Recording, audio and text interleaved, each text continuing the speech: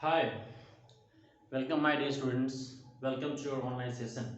In the previous class, we discussed about the classification of computer and one of the type we discussed in the first class and that was about supercomputer. My dear students, मैंने पिछले कक्षा में आप लोग के लिए classification of computer session का प्रारंभ किया था जिसमें मैंने आपको बताया कि कंप्यूटर को मुख्यतः चार ऐसे कंडीशन हैं जिसके आधार पे उन्हें वर्गीकृत किया गया है, एक समूह में बांटा गया है, जिसमें पहला था साइज एंड कैपेसिटी, दूसरा था जनरेशन, तीसरा था डेटा प्रोसेसिंग और चौथा था पर्पसफुल। ठीक है, कि किस कंप्यूटर को किस पर्पस के लिए बनाया गया है उसकी हम लोगों ने चर्चा किया था। ठीक है, तो आज हम लोग उसी चैप्टर को आगे बढ़ाते हुए इसका पार्ट 2 मैंने बता दिया है, क्लासिफिकेशन ऑफ कंप्यूटर पार्ट 2। इसमें हम लोग जो रिमेनिंग पोर्शन बचे हुए हैं क्लासिफिकेशन का उसका स्टडी करेंगे। हम लोगों ने पिछले कक्षा में सुपर कंप्यूटर के बारे में लिखा था लेकिन उसका एप्लीकेशन नहीं लिख पाया था। ठीक है, तो आज हम लोग उसके एप्लीकेशन के बारे में लिखेंगे। So first of all write about application of super computer. Start. हरिया। Okay, application of supercomputer। Okay, अर्थात सुपर कंप्यूटर का प्रयोग हम लोग किन किन कार्यों में करते हैं, सीधी सी बात है। क्लियर है ना? आगे बढ़े। ओके, नाउ तो हम लोग, मैंने कहा क्या, इसका प्रयोग हम लोग वेदर फॉरकास्टिंग में इसका प्रयोग किया जाता है।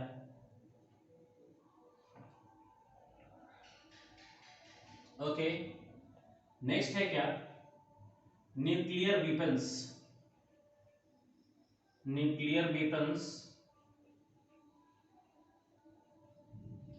टेस्टिंग में इसका प्रयोग किया जाता है। जैसे आप लोग सुनते हैं कि मिसाइल को उड़ाया जाता है, मिसाइल को फायर किया जाता है, उसको लॉन्च करके देखा जाता है, तो इन सब सारे कामों को कौन करता है? सुपर कंप्यूटर करता है। वही हमारा क्या है, nuclear weapons testing and nuclear reactor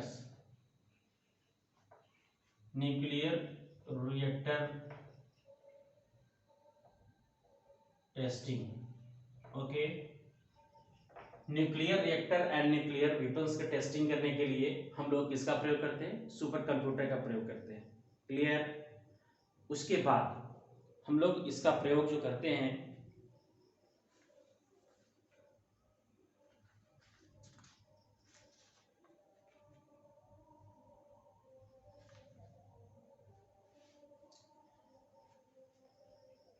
chemical compounds.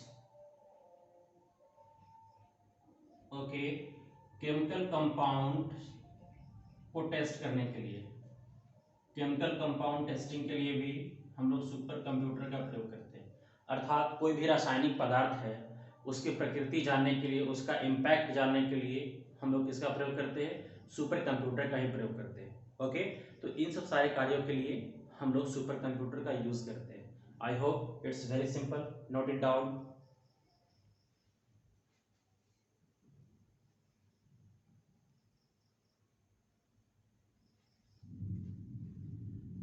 Okay, लिख लिया आप लोगों ने?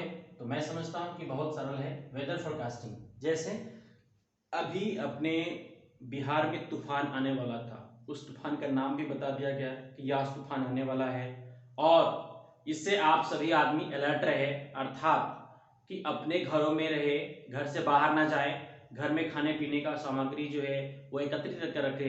तो इन सबों को क्या किया जाता है? ये वेदर फोरकास्टिंग का टेलीकॉम कौन करता है?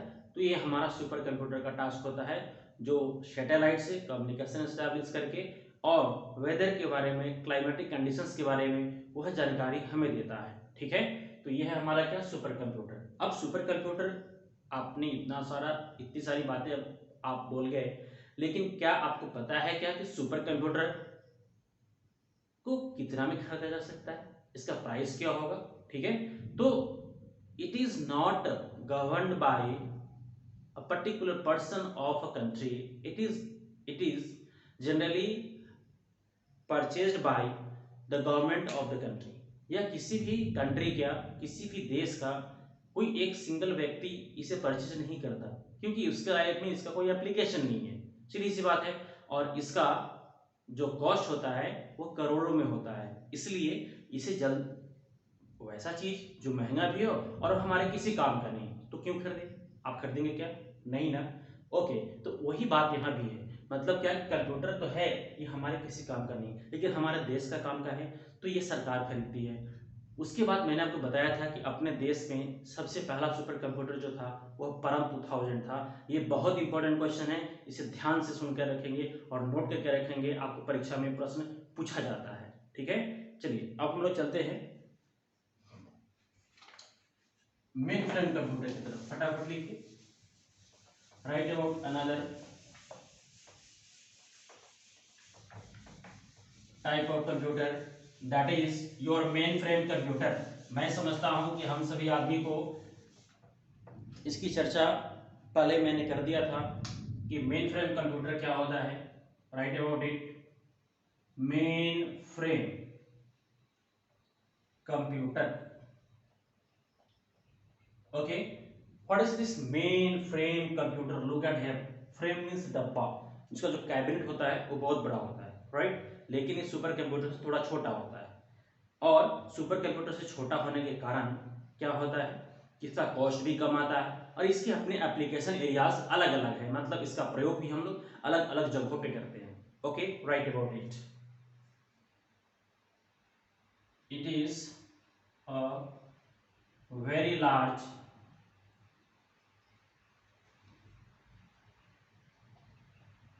centralized computer having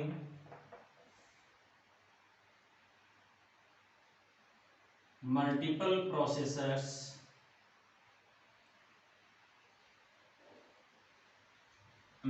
processors and huge storage capacity।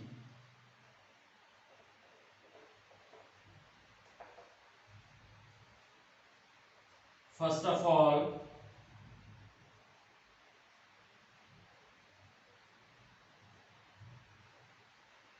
it was developed by Howard Aiken, okay, in USA।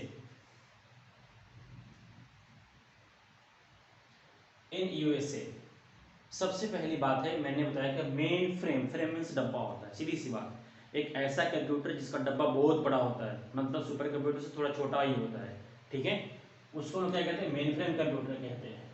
ये क्या होता है? सेंट्रलाइज्ड होता है, centralised computer having multiple processors and huge storage capacity. Okay, मतलब इसमें एक नहीं बहुत सारे प्रोसेसर्स लगे होते हैं, और जिनकी स्टोरेज कैपेसिटी क्या होती है? जिनकी स्टोरेज कैपेसिटी काफी अधिक होती है। क्लियर है? सबसे पहले इसको डेवलप करने वाले व्यक्ति कौन थे? हवार्ड एकेन इन कहाँ डेवलप किया था? यूएसए में इसको डेवलप किया था। ठीक है, तो अब बात आती है कि सर इसका एप्लीकेशन क्या है। सो राइट अबाउट एप्लीकेशन, मतलब इसका यूज हम लोग कहाँ कहाँ करते हैं, तो इसका एप्लीकेशन है scientific research work, scientific research work,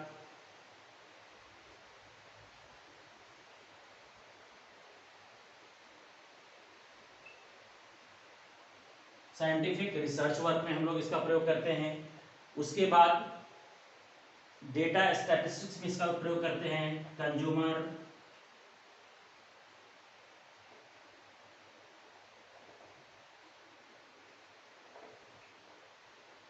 statistics में इसका प्रयोग करते हैं।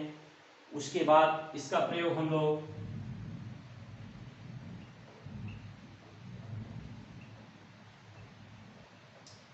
डेटा सर्वर के रूप में करते हैं, जो बहुत सर्वर अर्थात आपने गूगल का नाम सुना होगा। अब ये बताइए, हम कुछ भी सर्च करते हैं गूगल पे इमीडिएटली हमारे सामने डिस्प्ले करता है, तो क्या वो कोई कंप्यूटर अपने खुद को इंफॉर्मेशन जनरेट करता है क्या? बिल्कुल नहीं। अर्थात वो क्या करेगा, वो उस पर जो डाटा स्टोर होता है, अगर उससे क्राइटेरिया आपका मैच करेगा तो आपको दे देगा। तो इतनी जो कुछ भी चाहो सर्च करो, सब हाजिर है आपके सामने। इसका मतलब क्या हुआ कि इतनी सारी इंफॉर्मेशन वो सर्वर पर डाला हुआ है। अगर नहीं होगा तो बोलेगा sorry content not found. Clear है? बहुत सारी समस्या, बहुत सारे सर्च कर देंगे तो कुछ चीज़ें ऐसी है जो सर्च करेंगे तो नहीं आता है, अर्थात वो कंटेंट उस पर नहीं डाला हुआ है। तो ये क्या है, इसका एप्लीकेशन एरिया है, इसका मेन फ्रेम कंप्यूटर का। Scientific research work, consumer statistics, नाम सुने हम लोग, सेंसेक्स निफ्टी का नाम हम लोग सुनते हैं, शेयर मार्केट का नाम सुनते हैं।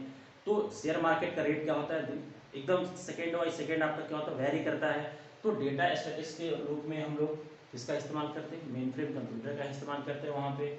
उसके बाद डेटा सर्वर के रूप में हम लोग किसका इस्तेमाल करेंगे, मेन फ्रेम कंप्यूटर का ही इस्तेमाल करते हैं। तो ये सब क्या है, हमारे मेन फ्रेम का एप्लीकेशन है। क्लियर है? Okay, right about it.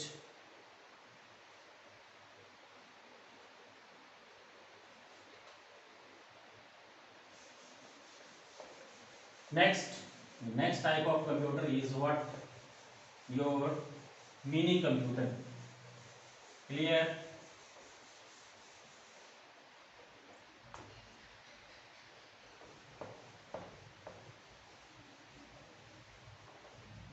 Write about mini computer.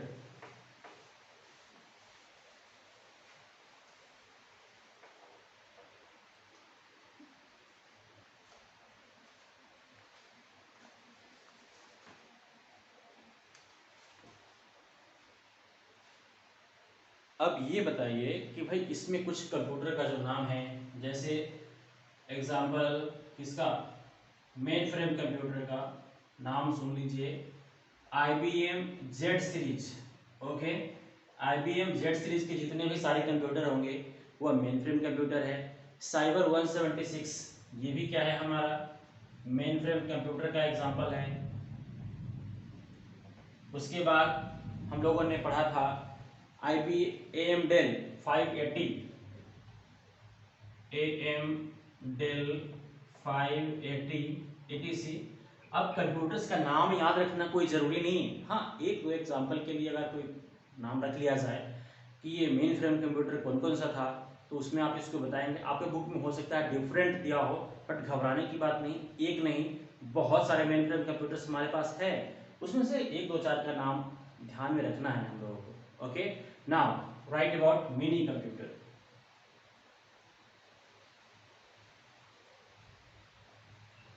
Okay, so what's mini computer? It is a type of, write about it. It is a type of computer. It is a type of computer that is used as, that is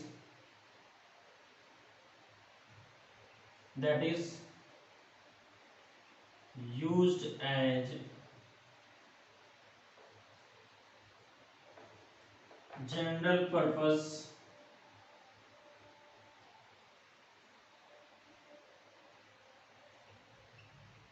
okay, general purpose computer मतलब ये क्या है हमारा कि यह general purpose computer के रूप में इसको हम लोग इस्तेमाल करते हैं। It supports multitasking,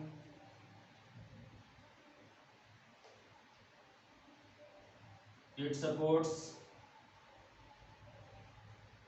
multitasking and multi processing.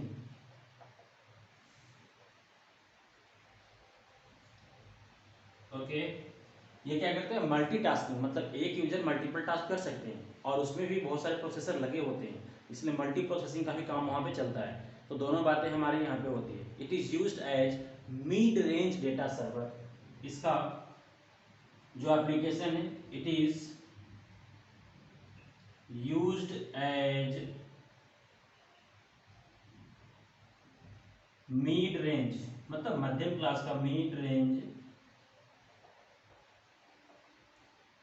Data server. Okay, it is used as mid range, it is used as mid range data server। Okay, I mean small scale पे छोटा सा सर्वर बनाने के लिए भी हम लोग इसका इस्तेमाल करते हैं। किसका? मिनी कंप्यूटर का इस्तेमाल करते हैं। क्लियर है? अब कहते हैं कि सर इसका एप्लीकेशन में कुछ लिख लीजिए। What are the applications of mid range, I mean इस बात को ध्यान रखें, मीडियम स्केल सर्वर बनाने के लिए हम लोग मिनी कंप्यूटर का इस्तेमाल करते हैं। ओके, अब इसका प्रयोग क्यों करते हैं? इसका प्रयोग हम लोग करते हैं business accountancy, right.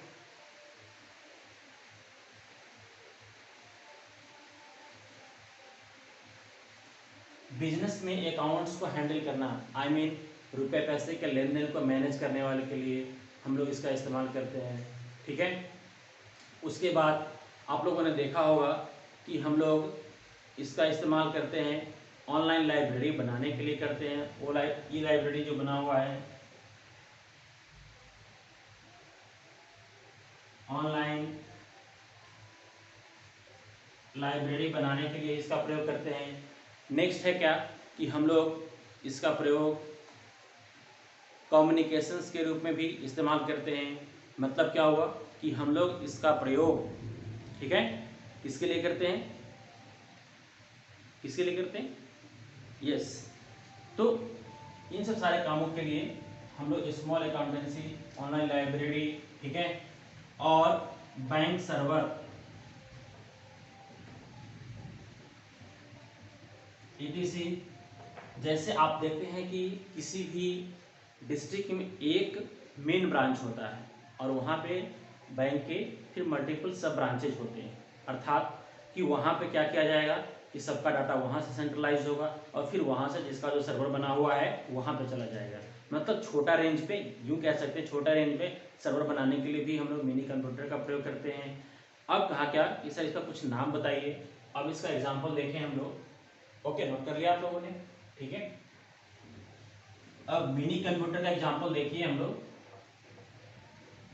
Example of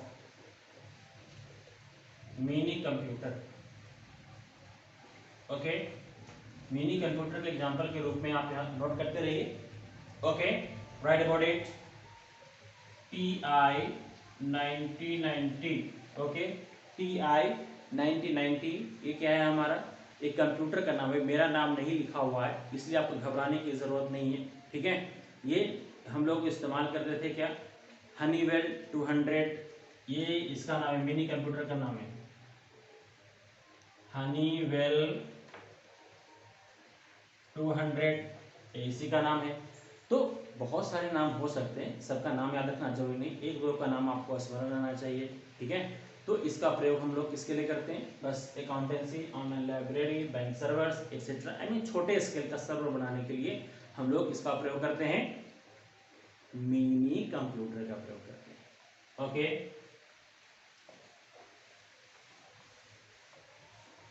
now the last one is what? Micro computer.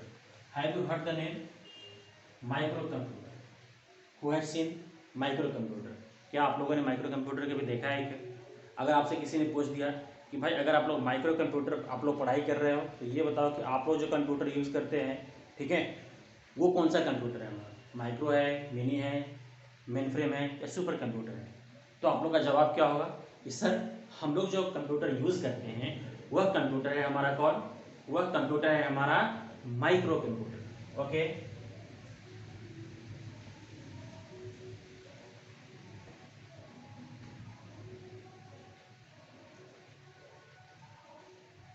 write about microcomputer. It is a very small in size computer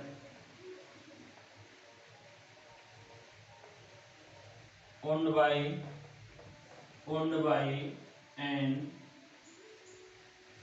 individual, owned by an individual, owned by an individual. Okay, laptops and desktops come under the category of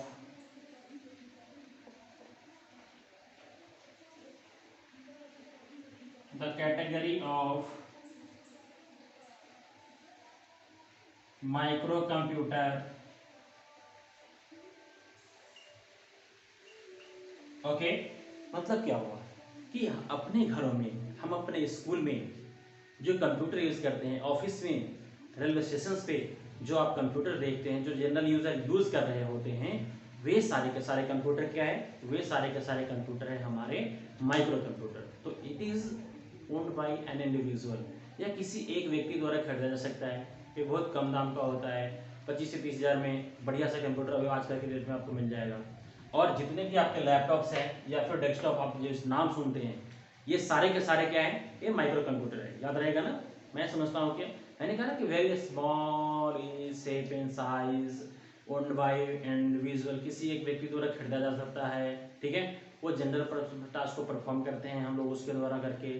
तो ये सब क्या है, छोटा जो computer है, जो किसी एक कोई भी व्यक्ति, साधारण से साधारण व्यक्ति उसको क्या कर सकते हैं, परचेज कर सकते हैं। ठीक है, तो ये किसके अंदर में आता है हमारा, ये आता है किसके अंदर में, तो माइक्रो कंप्यूटर के अंतर्गत में आता है। कौन, हमारा लैपटॉप और डेस्कटॉप। तो सबसे पहले हेवलेट पैकर्ड नाम का जो व्यक्ति था, ठीक है, वह पहला माइक्रो कंप्यूटर बनाया था। क्लियर है।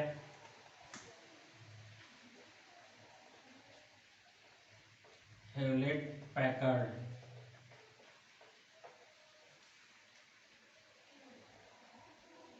developed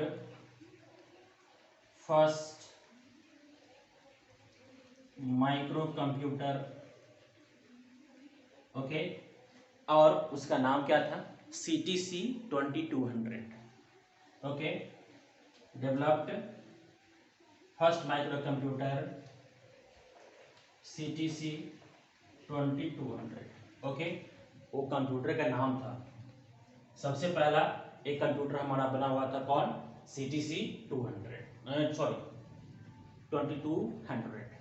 ये क्या है हमारा, तो ये है हमारा क्या, this is all about your classification of computer. Thank you, thanks for watching, and if this video helps to you a lot, then only subscribe it, if not, okay, thank you, take care my dear students।